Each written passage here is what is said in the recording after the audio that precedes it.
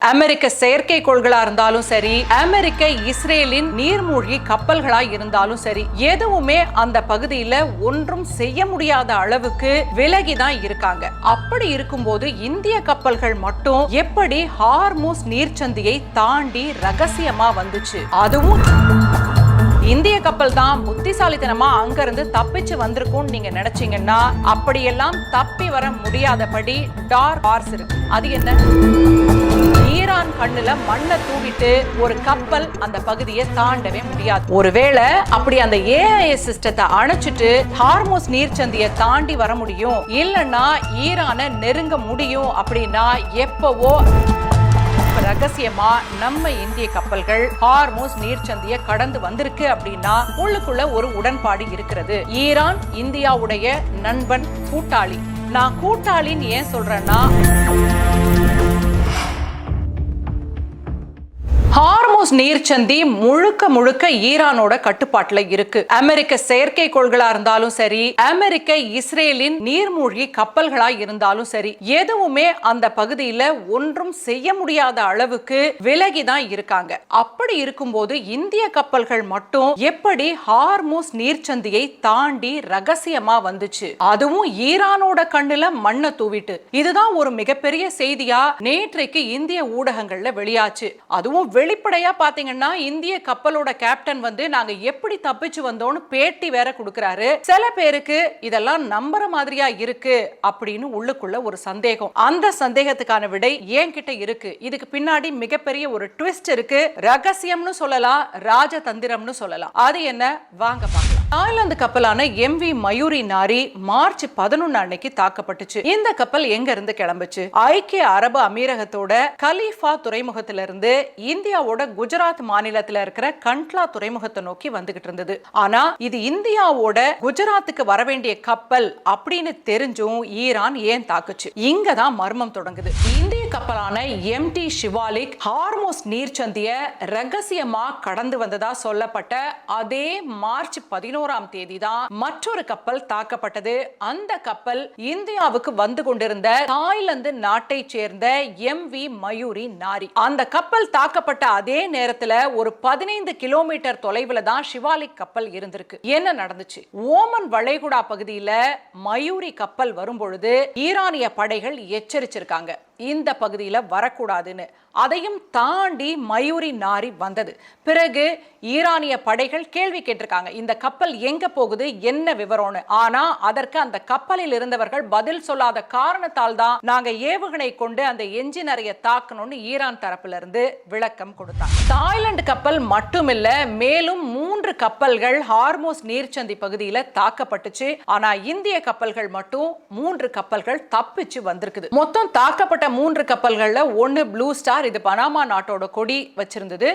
எரிபொருள் கடத்தல்ல ஈடுபட்டதா கூறி ஈரான் அந்த கப்பலை பிடிச்சிட்டாங்க. இன்னொன்னு ஓஷன் வாயேஜர், இது பிரிட்டிஷ் நாட்டோட கப்பல். மர்மமான முறையில கடல்ல கவிழ்ந்து போச்சு.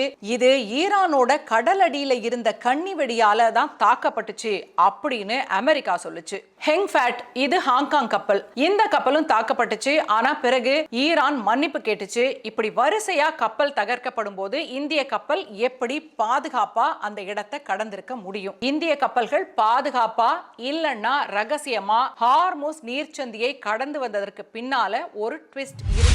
தி ஷேடோ புரோட்டோகால். பொதுவா கப்பல்கள் எங்க இருக்குது அப்படிங்கறத இத வச்சுதான் கண்டுபிடிக்க முடியும். அவங்க இத வச்சுதான் வெளி உலகத்துக்கு தகவலும் கொடுக்கறாங்க. ஏஐஎஸ் ஒவ்வொரு பெரிய கப்பல்லையும் ஒரு VHF, very high frequency transmitter இருக்கும். இது தானாவே ஒவ்வொரு சில நொடிகளுக்கும் ஒரு தடவை கப்பலோட பேரு, அது எங்க போகுது, என்ன வேகத்துல போகுது, என்ன சரக்கு, அந்த மாதிரியான விவரங்களை ரேடியோ அலைகள் மூலமா மத்த கப்பல்களுக்கும் கடற்கரையில இருக்க அதிகாரிகளுக்கும் அனுப்பிக்கிட்டே இருக்கும். அப்படி எந்த தகவலும் யாருக்கும் போகாம இருக்க போர்க்காலங்கள்ல கப்பலுடைய கேப்டன் ஏஐ சிஸ்டத்தை ஆஃப் பண்ணிட்டு பயணிக்கிறதுக்கு கடல்சார் சட்டத்தின்படி அனுமதி இருக்குது. இந்திய கப்பல் இப்படிதான் தப்பிச்சு வந்திருக்கும் அப்படிதான செய்திகள்ல சொன்னாங்க அப்படின்னு கேட்டீங்கன்னா நான் நிச்சயமா இல்லன்னு சொல்லுவேன். கனெக்டிங் த டாட்ஸ் அப்படின்னு சொல்லுவாங்க. நிறைய செய்திகள் வந்திருக்கு. அந்த எல்லா செய்திகளையும் இணைச்சு பாத்தீங்கன்னா இது எப்படி நடந்திருக்கு அப்படிங்கறத உங்களாலேயே புரிஞ்சுக்க முடியும். நம்ம கப்பல் எம்டி ஷிவாலிக் ஹார்முஸை தாண்டின அதே நேரத்துல தான் தாய்லாந்து கப்பல் மேல தாக்குதல் நடந்துச்சு. மார்ச் 11 மதிய நேரம் 1:45 இருக்கும். அந்த நேரத்துல நம்ம ஷிவாலிக் கப்பல் அங்க இருந்து வெறும் 15 கிலோமீட்டர் தூரத்துல தான் இருந்துச்சு. மயூரி தாக்கப்பட்ட சத்தம், அதுல இருந்து வெளியேறின புகை, இதை எல்லாத்தையுமே இந்திய கப்பல்ல இருந்து பார்த்திருக்காங்க. அப்படின்னா ஈரான் இந்திய கப்பலை பார்க்கலையா? நம்புற மாதிரியா இருக்கு?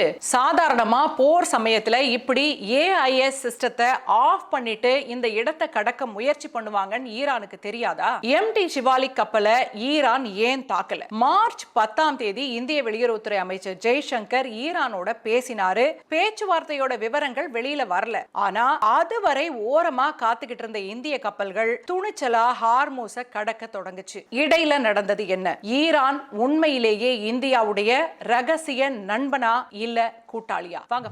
ஈரானிய கடற்படைக்கு மட்டுமே கேட்கக்கூடிய ஒரு ரகசிய அலைவரிசையில ரேடியோ கோட் இந்தியாவுக்கு கொடுக்கப்பட்டதாகவும் அதை தாய்லாந்து கப்பலான மயூரி சொல்ல தவறினதுனாலையும் தான் இந்த தாக்குதல் நடத்தப்பட்டு இருக்கலாம் அப்படின்னு சொல்றாங்க.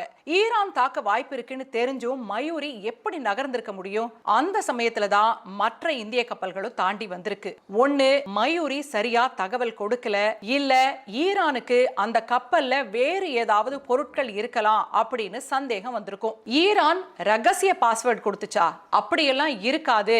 இந்திய கப்பல் தான் புத்திசாலித்தனமா அங்க இருந்து தப்பிச்சு வந்திருக்கும் நீங்க நினைச்சீங்கன்னா அப்படியெல்லாம் தப்பி வர முடியாதபடி டார்க் ஹார்ஸ் இருக்கு. அது என்ன? கடல்ல அமைதியா பதுங்கி இருந்து திடீர்னு பாயக்கூடிய ஈரானோட புரட்சிகர காவல்படை பயன்படுத்தக்கூடிய அதிவேக படகுகள் தான் டார்க் ஹார்ஸ். அதை தாண்டி எந்த கப்பலும் ஹார்மூஸை தாண்டவே முடியாது. அப்படி 24 மணி நேரமும் அவங்க விழிப்புடன் இருக்கிறதுனால தான் ஹார்மூஸ் கிட்ட நெருங்க கூட முடியாம அமெரிக்காவும் இஸ்ரேலும் விழிச்சுக்கிட்டு இருக்காங்க. அப்படி ஏதாவது கப்பல் வந்தா அந்த படகுகள் கப்பலை சூழ்ந்துகிட்டு தாக்குதல் நடத்துறதுக்கு முன்னாடி எச்சரிப்பாங்க. அந்த எச்சரிக்கைக்கு கப்பல் எப்படி ரியாக்ட் பண்ணுதுன்னு பார்த்துட்டு தான் அவங்க முடிவெடுப்பாங்க. அதனால இந்திய கப்பல் ஈரான ஏமாத்திட்டு வரல. ஏற்கனவே நடந்த பேச்சுவார்த்தைகளின் அடிப்படையில் தான் அவர்கள் அமைதியா அந்த இடத்தை கடந்து வந்திருக்க முடியும். நீங்க சொல்றதெல்லாம் நாங்க நம்ப மாட்டோம், இந்திய கப்பல்கள் தப்பிச்சு தான் வந்ததுன்னு திரும்பவும் நினைக்கிறீங்களா? சரி, இன்னொரு கோணமும் இருக்கு, அதையும் உங்களுக்கு நான் சொல்றேன். சாதாரணமா கரையில நின்னு கடலை பாத்தீங்கன்னா எவ்வளவு தூரம் நீங்க பார்க்க முடியும்? கிட்டத்தட்ட 5 கிலோமீட்டர். பூமி உருண்டையா இருக்கிறதுனால அந்த வளைவு பகுதி வந்துரும், நீங்க அதுக்கு மேல பார்க்க முடியாது. இதே இன்னும் உயரமான இடத்துல இருந்து நீங்க பாத்தீங்கன்னா சி வியூ அபார்ட்மெண்ட்ஸ் எல்லாம் இருந்தீங்கன்னா உங்களுக்கு தெரியும், இன்னும் தூரத்தை வந்து நம்ம பார்க்க முடியும். அதனால ஈரானை பொறுத்த வரைக்கும் அவங்க எப்படி இந்த ஹார்மோஸ் நீர்ச்சந்தி பகுதியை கண்காணிக்கிறாங்கன்னா, இந்த குறுகிய பகுதி இருக்கு இல்லையா, அது மொத்தம் 33 கிலோமீட்டர். அவங்க கிட்ட வாட்ச் டவர்ஸ் இருக்கு, நிறைய தீவுகள் இருக்கு ஈரான் பக்கத்துல. அதனால அந்த தீவுகள்ல வாட்ச் டவர்ஸ் இருக்கு, ஈரான்லயும் இருக்கு. இவங்களால கிட்டத்தட்ட 1000 கிலோமீட்டர் அளவுக்கு கடலை கண்காணிக்க முடியும் அப்படின்னு சொல்றாங்க.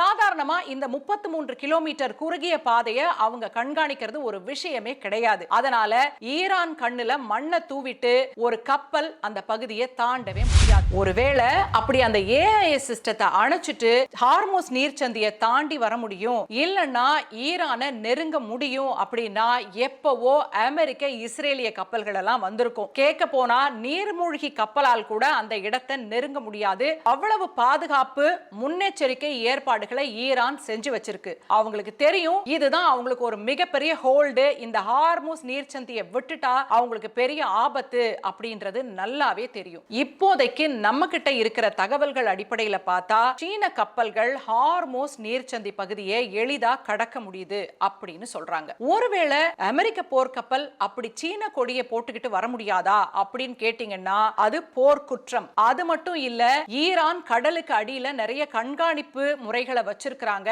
ஒரு கப்பல் அந்த பகுதியை தாண்டும் போதே அது எந்த ஆழத்துல இருக்கு, அந்த என்ஜின் சத்தத்தை வச்சு அது போர் கப்பலா சாதாரண கப்பலா எந்த நாட்டு கப்பல் அப்படின்னு கண்டுபிடிச்சிருவாங்க. நம்முடைய வெளியுறவுத்துறை அமைச்சர் ஜெய்சங்கர் 4 முறை ஈரானோட பேச்சுவார்த்தை நடத்தி இருக்கிறாரு. மார்ச் 12ஆம் தேதி நம்முடைய பிரதமர் மோடியும் ஈரானோட பேசி இருக்கிறாரு. பேச்சுவார்த்தையின் விவரங்கள் வெளிப்படையா தெரியலனாலும் இந்திய கப்பல்கள் ஹார்மூஸ் நீர்ச்சந்தியை பத்திரமா கடந்து வந்ததை வைத்து அங்கு நமக்கு சாதகமான ஏதோ ஒரு முடிவை ஈரான் எடுத்திருக்கிறது அப்படின்னு தான் புரிஞ்சுக்கணும். நீங்க சொல்றதெல்லாம் சரி, அப்படி பார்த்தா தாய்லாந்து கப்பல் நம்ம குஜராத்துக்கு தானே வந்துகிட்டு இருந்தது, அதை ஏன் ஈரான் தாக்குச்சு அப்படின்னு கேட்டீங்கன்னா, ஈரான் கேட்ட கேள்விகளுக்கு சரியான பதில் இல்லை அப்படிங்கிறதுனால ஒருவேளை அமெரிக்கா ரகசியமா இந்த கப்பலில் ஏதாவது ஆயுதங்களையோ ஏவுகணைகளையோ கடத்துதோ அப்படின்னு ஈரானுக்கு சந்தேகம்னு சொல்றாங்க. ஈரானை பொறுத்த வரைக்கும் அவங்க என்ன சொல்றாங்கன்னா 100% முழுமையான பாதுகாப்பை நாங்க கொடுக்க முடியாது அப்படின்னு வெளியில சொல்றாங்க. இருந்தாலும் ரகசியமா நம்ம இந்திய கப்பல்கள் ஹார்மோஸ் நீர்ச்சந்தியை கடந்து வந்திருக்கு அப்படின்னா உள்ளுக்குள்ள ஒரு உடன்பாடு இருக்கிறது. ஈரான் இந்தியாவுடைய நண்பன், கூட்டாளி.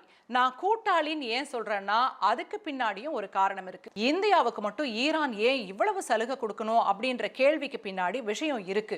ஈரானோட சாபஹார் துறைமுகத்துல உள்ள ஷாஹித் பெஹெஷ்டி முனையத்தை மேம்படுத்துறதுக்கும் இயக்கிறதுக்கும் இந்தியா கிட்டத்தட்ட 1000 கோடி ரூபாய் முதலீடு செஞ்சிருக்காங்க. அந்த துறைமுகத்தை இஸ்ரேல் தாக்கி இருக்குது அப்படிங்கிறது வேற விஷயம். ஆனா இந்த நேரடி முதலீடு இல்லாம துறைமுகத்தை சார்ந்த உள்கட்டமைப்பு பணிகளுக்கெல்லாம் ஒரு 2000 கோடி ரூபாய் அளவுக்கு கடன் உதவியை இந்தியா ஈரானுக்கு கொடுத்திருக்கு. இந்த மர்மத்தோட இன்னொரு பகுதி என்னன்னா சீன கப்பல்கள். 60க்கும் மேற்பட்ட சீன கப்பல்கள் ஹார்மோஸை கடந்து ஈரானுக்கு வந்து போயிருக்கு. இதுக்கு மட்டும் ஈரான் எந்த தடையும் சொல்லல. கடல்ல கண்ணி வெடிகள் இருக்குன்னு அமெரிக்கா எல்லாரையும் எச்சரித்தாலும் சீன கப்பல்கள் மட்டும் எப்படி வந்து போகுது? அந்த கப்பல்கள்ல என்ன வருது? ஈரானுடைய போருக்கு தேவையான விஷயங்களை தான் சீனா கொண்டு வந்து ஈரானுக்கு உதவி கொண்டிருப்பதாகவும் சேட்டலைட் படங்களை எல்லாம் கொடுத்து ஈரானுக்கு தேவையான தொழில்நுட்ப உதவிகளையும் சீனா செய்துன்னு சொல்றாங்க. இஸ்ரேல் தொடர்ந்து ஈரானோட சைபர் கட்டமைப்பை உடைக்கிறதுக்கான எல்லா வேலையும் பார்த்துக்கிட்டு இருக்காங்க. ஈரானும் அதுக்கும் பதிலடி கொடுத்துட்டு இருக்காங்க. மொத்தத்துல இதுதான் வளைகுடாவோட நிலைமை.